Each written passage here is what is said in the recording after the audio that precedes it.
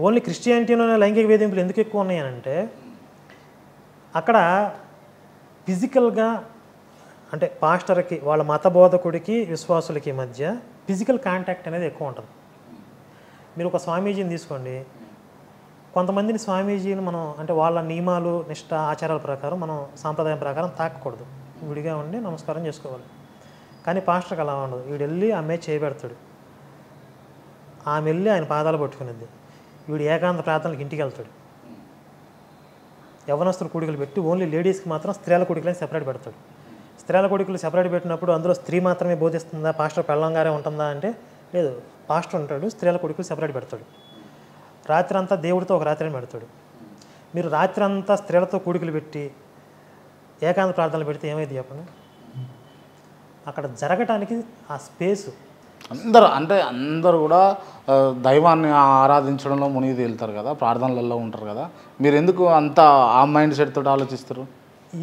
ఈ కామెంట్కి మీరు ఆడియన్స్ తరపు నుంచి రెస్పాన్స్ ఎలా వస్తుందో అండి. దైవ ప్రార్థనలో మునిగి తేలుతున్నారా, దేంట్లో మునిగి తేలుతున్నారా? ఇప్పుడు నవ్వీరు ఇంటర్వ్యూ మొత్తంలో.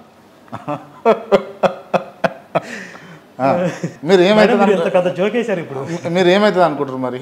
ఇప్పుడు మానవ సహజంగా మనం సన్మార్గం వైపుకి వెళ్ళడానికి ప్రయత్నం చేయాలండి. అరిషడ్ వర్గాలు మన మీద పనిచేయడానికి మనం ప్రత్యేకంగా పనిగట్టుకుని ప్రయత్నం చేయక్కర్లా, అవి ఆటోమేటిక్గా పనిచేస్తాయి మన మీద. అంటే వీళ్ళు స్త్రీల ఏకాంత ప్రార్థనలు పెట్టేదే దానికోసం అంటారా? పెట్టేదే దానికోసం నేను అనట్లేదు, కొంతమంది ఉన్నారు దానికోసం పెట్టేవాళ్ళు కూడా ఉన్నారు. కొంతమంది ఈ మధ్య నాకు పాస్టర్ షాలేం రాజు అని ఒక అతను చిలకలూరుపేటలో ఉంటాడు, అతని దగ్గర కొన్నాళ్ళు వెళ్ళి వచ్చినటువంటి ఫాలోవర్సు ఒకళ్ళు ఫోన్ చేశారు నాకు. వాళ్ళు చెప్పిన విషయం ఏంటంటే, అమ్మాయిలకి, చదువుకునే అమ్మాయిలకి లోపలికి తీసుకెళ్ళి చదువు బాగా రావాలి, లేకపోతే ఉద్యోగం రావాలి, పెళ్లి కావాలి, ఇలాంటి కొన్ని కోరికలతో వస్తామంటారు. అయ్యగారు ప్రేయర్ చేయండి అంటారు. ఆ అమ్మాయిని ఒకదాని లోపలికి తీసుకుని ప్రేయర్ చేస్తాడు. ఓన్లీ యువతులకి మాత్రం ఆప్షన్ అది. అబ్బాయిలకి మాత్రం గుంపు ప్రార్థన చేస్తాడు. అరే ఆ మొత్తాన్ని డిసిడెంట్ అంటాడు. అబ్బాయిలు మాత్రం గుంపు ప్రార్థన చేస్తే అమ్మాయిలు మాత్రం సెపరేట్గా ఏకాంత ప్రార్థన చేస్తాడు. అవసరం ఏముంది? పోనీ వెళ్ళిన తర్వాత ఇప్పుడు ఏకాంతం, ఒక స్త్రీ పురుషుల మధ్య ఏకాంతం అనేది చాలా ప్రమాదం. అది శాస్త్రాల్లో కూడా మనకి చాలా సందర్భాల్లో చెప్పారు. ఆ వాతావరణం అనేది ఈ క్రైస్తవ మతంలో దానికి అనుకూలంగా ఉంది. దానిని బట్టి ఆటోమేటిక్గా మానవ సహజంగా అరిషడ్ వర్గాలకు పనిచేస్తాయి. పైగా వాళ్ళకి ఎలాంటి ఆహార నియమాలు ఉండవు. మీరు మనసుని కంట్రోల్ చేసి ఎలాంటి ఆ సాధన ఉండదు. ఇప్పుడు మనకి ధ్యానం చేస్తారు, యోగా చేస్తారు, ప్రాణాయామం చేస్తారు, రకరకాల ప్రక్రియల ద్వారా మన మనసుని నిగ్రహించుకునే ప్రయత్నం ఇక్కడ ఉంది. ఈ సాధన ఉంది. ఆహార నియమాలు ఉన్నాయి. మన స్వామీజీలకు కావచ్చు, మన పూజారి వ్యవస్థలో ఉన్న వాళ్ళకి కావచ్చు. సాత్విక ఆహారం, మనసుని రజోగుణం వైపుకి ఉద్దీపన కలిగించే ఆహారం కాకుండా సాత్వికపరమైన ఆహారాన్ని తీసుకునే అలవాట్లు, ఆచారాలు ఉన్నాయి.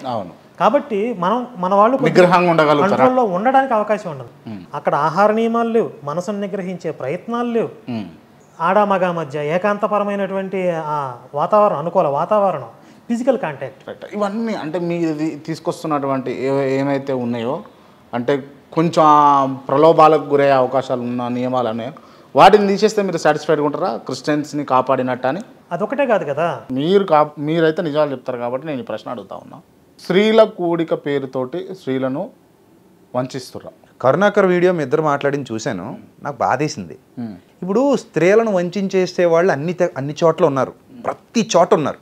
కార్పొరేట్లో కానీ, సినిమా మీడియాలో కానీ, భక్తి భావాలు ఉన్న వ్యక్తుల్లో కానీ అన్ని చోట్ల కామాంధులు ఉన్నారు. వాళ్ళు స్త్రీలతో అసభ్యంగా ప్రవర్తించడం, స్త్రీలను చెడ్డగా చూడడం అనేది జరుగుతుంది. ఈవెన్ మీరు ఆన్ వీడియో మాట్లాడుతున్నాను, రాధా మనోహర్ దాస్ గారు డిచ్కీ బాబా అని పేరు ఎందుకు వచ్చింది ఆయనకి? ఒక అమ్మాయితో మాట్లాడుతూ డిచ్కి అంటాడు. ఒక అమ్మాయిని ట్రాప్ చేద్దామని చూశాడు, ఆ అమ్మాయి నన్ను ట్రాప్ చేద్దాం అనుకుంది కాబట్టి నేను అలా మాట్లాడానని తర్వాత వక్రీకరించుకున్నారు. తప్పది. అతను చూసిన ప్రతోడు తెంగరోళ్ళు ఏం కాదు కదా, అందరికీ అర్థమైపోయింది ఈయన ఆ అమ్మాయిని వశం చేసుకుందామని చూశాడు, ఈయన కూడా అలాంటోడే అనే భావన. కానీ పైపెచ్చి ఏమంటాడు, నేను ఉత్తముడిని అంటాడు. ఇప్పుడు మనం ఒక మతాన్ని అందరినీ విమర్శించకూడదు కదా. ఉన్నారు కాదని నేను అన్ను, చాలామంది పాస్టర్స్లో మోసగాళ్ళు ఉన్నారు, అమ్మాయిల విషయంలో తప్పు చేసిన వాళ్ళు ఉన్నారు. అలాంటి వాళ్ళు నేనే ఖండించా, కొంతమందిని అయితే నా దగ్గర నుంచి గెంటేసా కూడా, అలాంటి భావజాలు ఉన్న వాళ్ళని. సో కాబట్టి ఈ టైప్ క్యారెక్టర్స్ ఉంటారు, కాదని నేను అన్ను. అందరికీ ఆపాదించకూడదు కదా.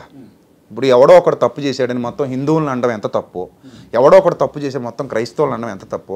ఇప్పుడు స్త్రీల కూడిక జరుగుతుంది అనగానే అందరూ ఇంకేదో తప్పుడు పనులు చేయడానికి అన్నట్టు అంత సెన్స్ లేకుండా ఎవరు ఉండరు కదా. అంటే కొంత ఆయన అన్నది ఏంటంటే ప్రత్యేకంగా కావాలని కొంతమంది స్త్రీల కూడిక మాత్రమే పెడతారు. వెళ్ళి ఇప్పుడు TV9 వాళ్ళు అప్పుడప్పుడు స్టింగ్ ఆపరేషన్ చేస్తారు కదా, నీ స్త్రీలను పంపించి స్టింగ్ ఆపరేషన్ చేసి బయట పెట్టొచ్చు కదా.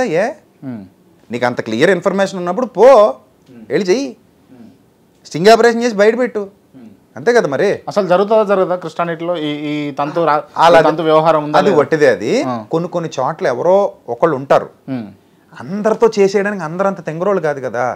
ఎవరో ఒకరినో ఇద్దరినో ట్రాప్ చేస్తారు, వల్ల వేసుకుంటారు, వేసుకుని వాళ్ళతో తప్పులు చేస్తే చెయ్యొచ్చు. అలాంటి న్యూస్లు చాలా వచ్చినాయి బయటికి, నేను కూడా ఖండించాను అలాంటి వాటిని. అలా హిందూ మతంలో కూడా బోళ్ళు మంది, నిత్యానంద లాంటి వాళ్ళు బోళ్ళు మంది ఉన్నారు రాసలీలు చేసిన వాళ్ళు. సో కామన్ ఇంక ఇవి.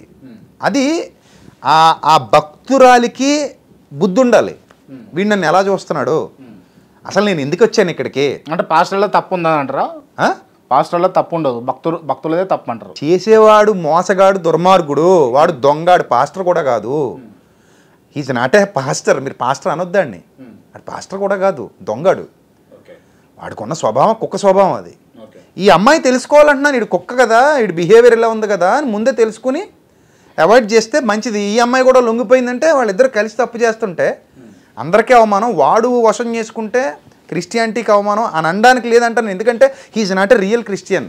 అలాగే తప్పు చేస్తే real Hindu, he is not a real Muslim.